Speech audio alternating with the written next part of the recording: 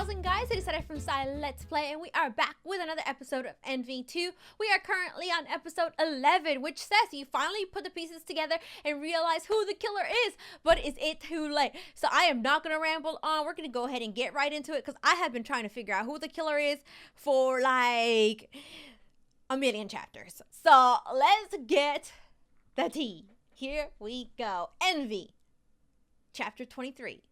Him all along. James, listen, I have to keep it short.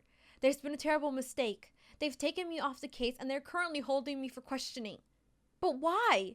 Apparently they received an anonymous call yesterday telling them to check my car, and then they found Jazz's hair in my car, and that's enough for them to press charges against me. An anonymous call? Jazz's hair? You don't think I did it, do you? Of course not. You're being set up. Jasmine, I'm worried for you. I can't protect you while I'm being held in here. You're being held at the station as a suspect, and you're worried about me? Stop. I'm fine. I'm staying home with my mom. Okay, take care of yourself, Jasmine. Never let yourself be alone. And I love you. My heart! It melts. Faye, Gabby, and Jazz were dead. The killer was still out there, and now James was being held as a suspect. They found Jazz's hair in my car. But Jazz had never been in James's car. That night when he came to pick us up in the alley, Jazz had driven her own car home.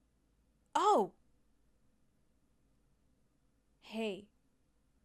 Is everything okay? I remember it was hot that day, and James had his car window down. Was it? Could he have dropped the hair in the car? Through the open window? It is the teacher! Oh my gosh! He planted the hairs!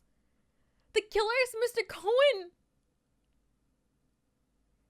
Who are you texting anyway? Nobody. I have a real man now. GMDC, Darren Cohen. Gabby always used to love showing off whoever she was dating at the moment, but she was mysteriously secretive about it because he was our teacher. DC is Darren Cohen, but he doesn't drive a black Ford, or at least that's what he told us. I knew what I had to do. I had to find out if he had another car, if he had lied to our faces. But how? He had proven himself to be shockingly cunning, and he had killed 3 of my friends already. Luckily, I was not alone. Don't drag your friend into this! May, I know who did it. It's Darren Cohen. It was him all along. What? How do you know that? Because somebody planted Jazz's hair in James's car to set him up. And I remember when James dropped me off at school yesterday morning, Mr. Cohen came up, talked to us just by his car. James had all his windows down. And Mr. Cohen could have easily dropped those hairs into the car when we were talking to each other. We didn't even notice him until he spoke. Okay, I hear you. You believe me? Of course I believe you. It's just, I know you've always had a crush on him. Jasmine, I was just oogling him for fun. It helped to make Spanish class less boring. I don't really like him like that way. He's way too old for me, and he's our teacher, like you. She is the most sensible character in this whole entire story. Anyway, even if it was someone I did like, I would always believe you over him. Yes! Girls sticking together. That is what I'm talking about. Sisters before misters, remember? Besides, it would totally explain why Gabby was so mysterious about her new guy. So now that we have our suspect, what can we do? We need proof. I have to find something to free James. And you know what, May? I think he was lying to us when he told us that he only had one car. If only there was some way to spy on him. Oh, I got it.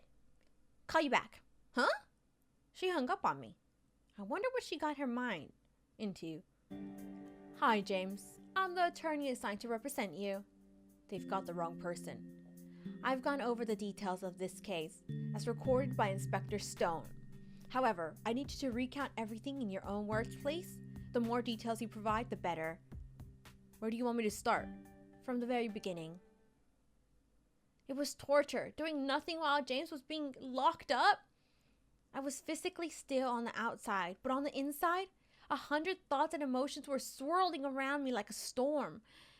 I wanted to run to school and confront that person in class right in front of everybody. I wanted to go to the station and demand that they let James out. I sent you a link. Check your mail on your laptop so we can talk on the phone. Call me as soon as you've checked it out. That's my favorite episode story. Okay. I wonder what she sent me. What's that? What is it? The super cool spy store. A covert listening device. Better call her back. Okay. Well, what do you think? What is it? It's a bug! It can transmit up to 545 yards. Isn't it cool? We just have to sneak it into his house and plant it somewhere. Maybe one under his dining table and another one under his... they sell this kind of espionage stuff online? They sell everything online. You can buy literally anything on everything.com. I don't have $100. I think I have only about 70 saved up. Well, I have about $90, so between the two of us, we definitely have enough to buy it. Is it legal though?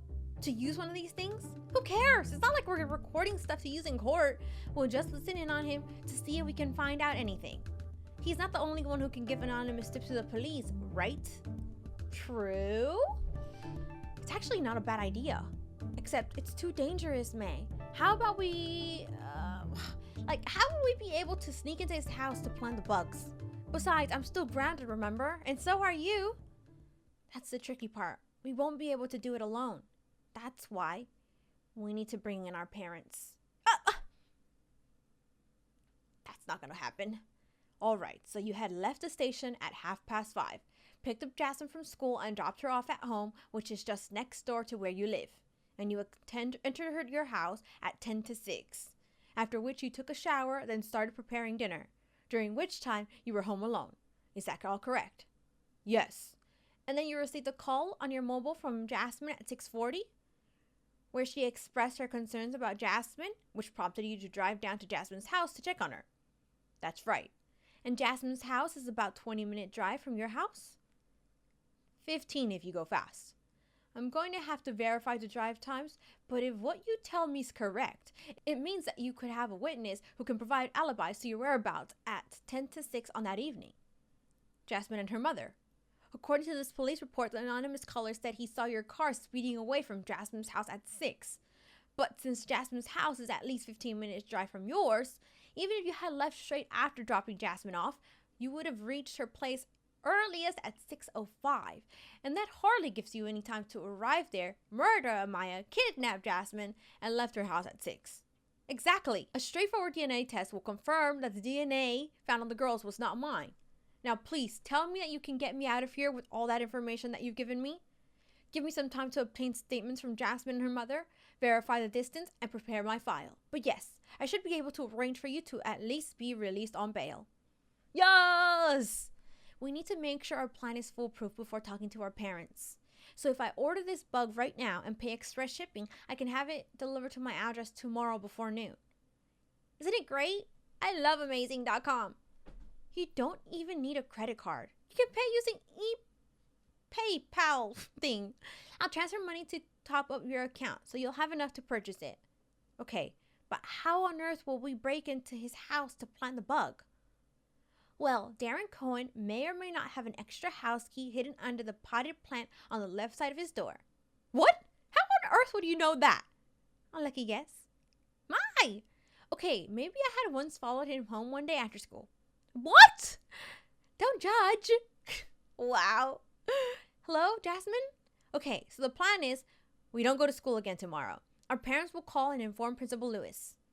My source will confirm once Darren Cohen has arrived in school, so we know the coast is clear. By your source, do you mean Simon from biology again? Fine, take all the mystery out of it. Are you still making out with him? Let's just focus here, okay?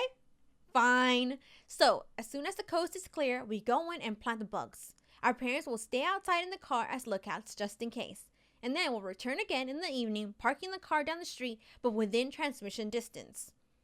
And we learn something that will incriminate Darren Cohen and set your bae free.